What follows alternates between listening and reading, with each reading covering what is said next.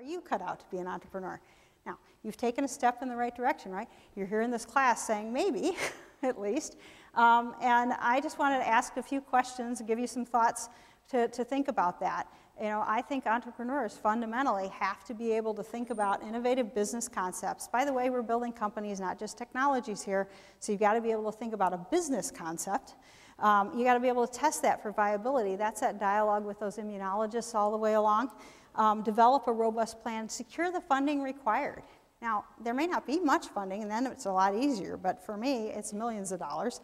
And then ultimately choose whether or not you're the right person to lead that venture. Next question. Can you convince others to link their dream into your vision without using salary as a motivator? I get this question all the time. Well, how the heck am I supposed to get people to do stuff without using the salary as a motivator?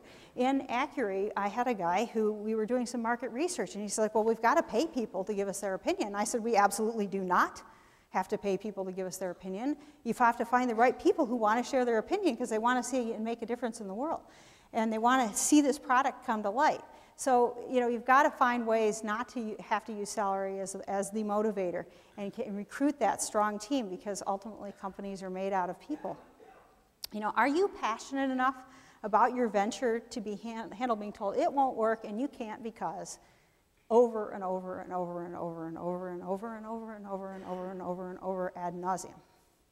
I'll tell you one story. I pitched literally hundreds of venture capitalists and other types of investors. I lost count. After, you know, when I was in triple digits, you know, it may be upwards of 1,000 at some point. The number of people who told me no far outnumbers the number of people who told me yes.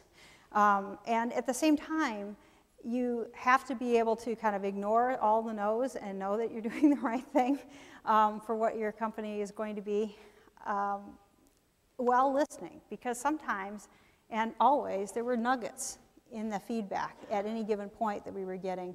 One example would be, we had a venture capitalist that never actually invested in Accuri, but he was like Chinese water torture. He was insistent on, you need somebody who has deep commercial experience in your space. I think you should go hire somebody from BD, which I thought was the worst idea ever, still do. But the fact that he asked me that every few months for, it seemed, probably over a year, kept me looking for that person. And ultimately I found him. I found him in Seattle.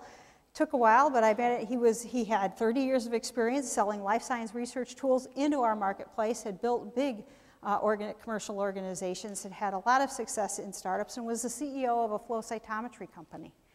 And he ultimately decided he didn't want to be the CEO, didn't like being a CEO, wanted to be more commercially focused. And so ultimately I persuaded him to come and join us, and he was one of the pivotal reasons we were able to ultimately secure venture capital for my company. He was a fabulous addition, and I loved working with him. But that was where we had a venture capitalist giving us feedback and saying, you really need this. And they were right. The debate probably could be when and who, rather than if. But this was really important, and you had to be able to hear that while still ignoring the fact that this person didn't actually ultimately choose to invest. Can you handle not making money for a long period of time? Okay? Anybody here get those Social Security reports every year, which says how much you made for the last decades, right? Anybody get this? Okay.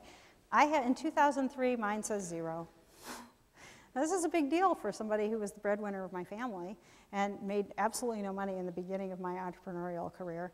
And you know, we used up all of our savings, and you know, we were on the edge of disaster. And then we made below market salaries for a long time, and then maybe we were ultimately going to get a payoff someday.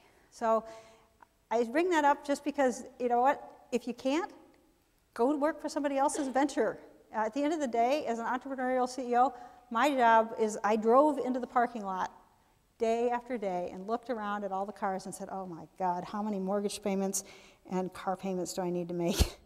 Because at the end of the day, that was my job, to keep the company funded so all those mortgage payments and car payments and child care payments all got made. And sometimes people don't actually like to do that.